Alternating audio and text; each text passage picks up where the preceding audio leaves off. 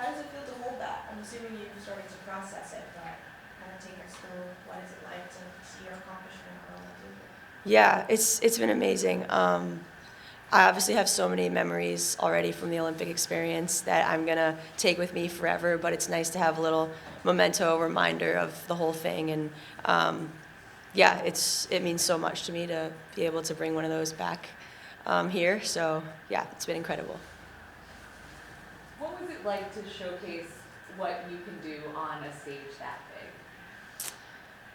Yeah, it was awesome. I obviously have never been to the Olympics before, and I didn't know exactly what to expect. But just the love and support from so many people back at home, and just honestly all over the country for our team, and being so invested in our success and following the journey was something that was really special and unlike any other experience I've had at an international tournament before.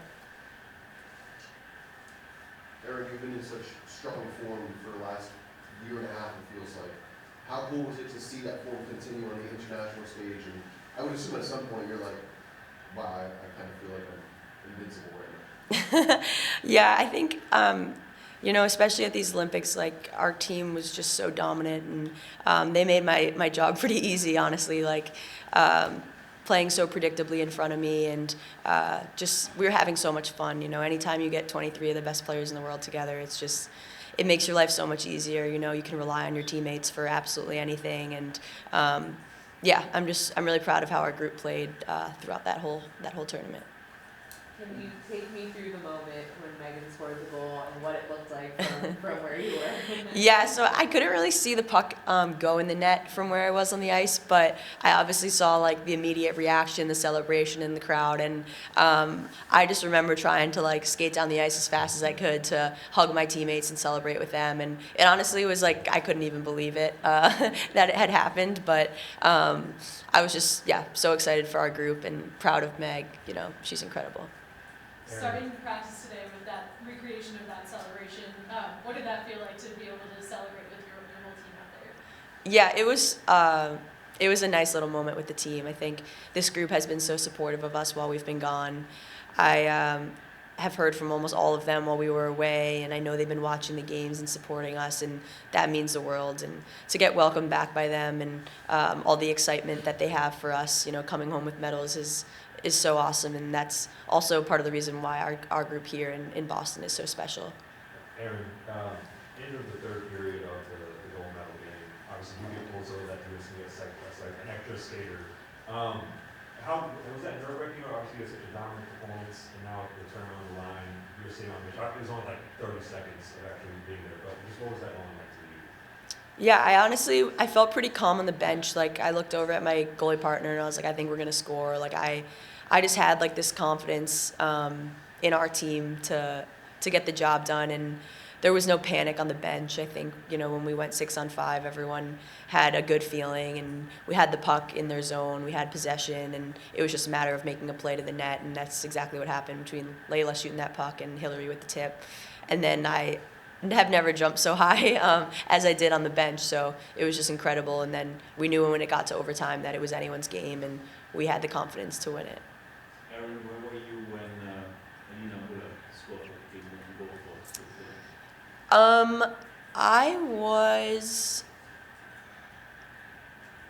I want to say maybe on the bus. I don't really remember exactly. Someone told me I wasn't watching their game. Yeah, I can't remember exactly. You played college together, you are roommates now. What does it mean that you both came back with medals from Milan? Yeah, it's crazy. It gives me chills to think about it. Like we've been through so much together, and we were good friends in college, but I think our friendship has just taken off even more post-college, being roommates, living together, being roommates on the road, seeing her, have the tournament that she did and have the success that she did it's really special to me, and I'm so proud of her, and getting to live with her is just amazing. And yeah, I know how good she is, and I see how good she is, but I'm glad that the whole world was able to see it too.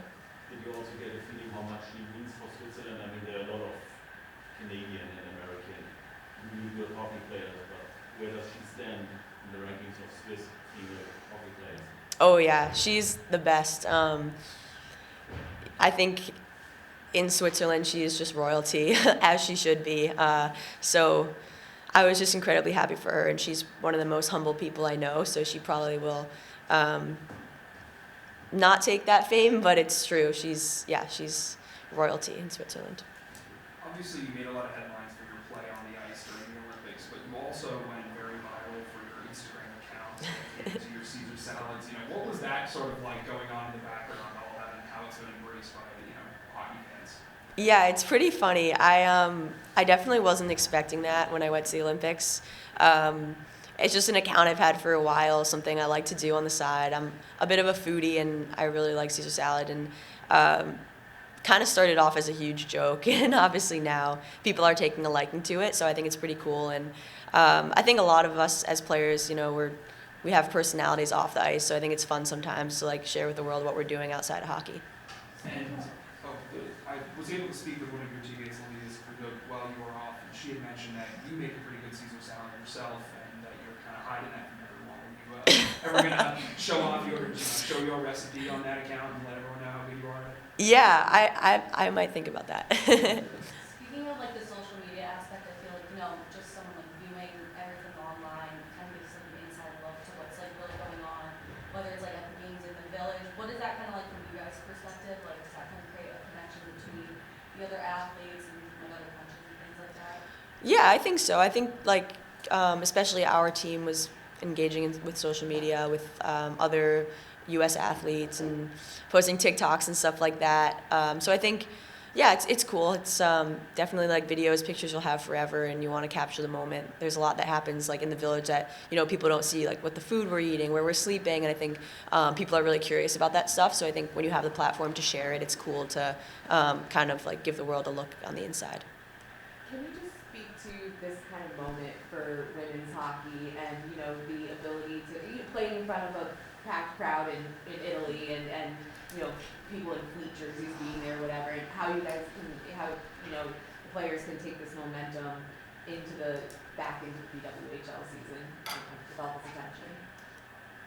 I think people that just started watching hockey for the first time at the Olympics now are going to be following the league, which is one of the most important things is the growth of our league and the growth of women's sports and women's hockey. So I think the fact that we were able to draw so much attention, obviously bringing 2 gold medals to the U.S. and Switzerland, bringing a bronze medal, like a lot of these people who watched hockey for the first time at the Olympics are now, they want to look, where does Alina Mueller play?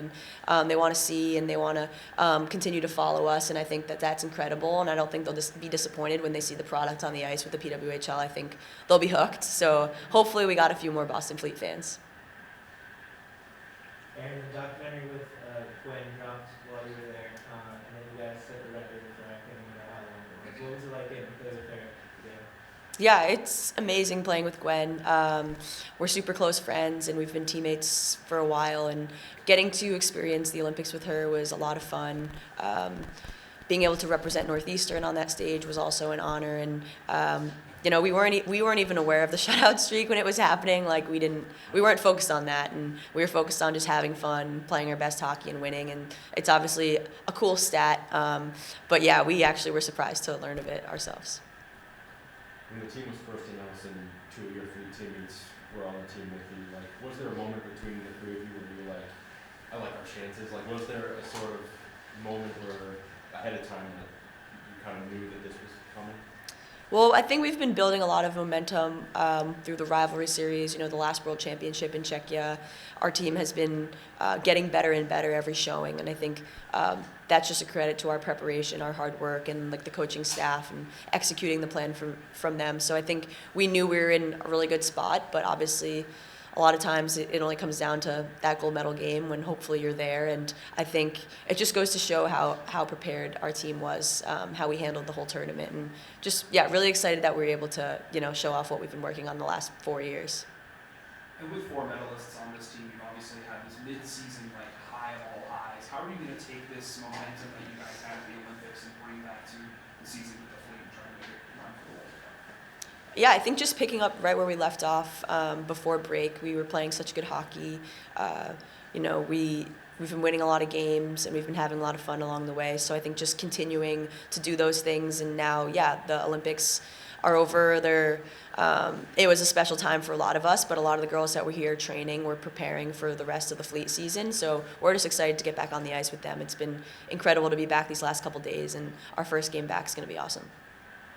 Do you have any off the ice memories that, you know, really stand out to you from being in Milan? Yeah, I think one of them, just exploring Milan with my family and my friends. Yeah, I've never been to Italy before. Trying a lot of different food and stuff, and going shopping a little bit, and meeting other athletes. We also went to figure skating, speed skating, and men's hockey. So getting to see that, like watching on TV is one thing, but seeing those athletes compete in person was like mind-blowing. You mentioned going to watch men's hockey. What's your relationship like with that team and those players? Yeah, it's really good. I think supporting each other throughout the whole tournament. They came to so many of our games, and we went to as many of theirs as we could. They were playing some late ones, so had to get in bed for a couple, but it was great. They were all super nice. Jeremy Swayman was incredible. Like, got a photo with him at opening ceremonies. That's pretty cool. And yeah, I think, you know, them staying in the village was awesome. We saw a lot of them there, and I don't think all the men's team stayed in the village, so it was cool to have them around there for the full experience.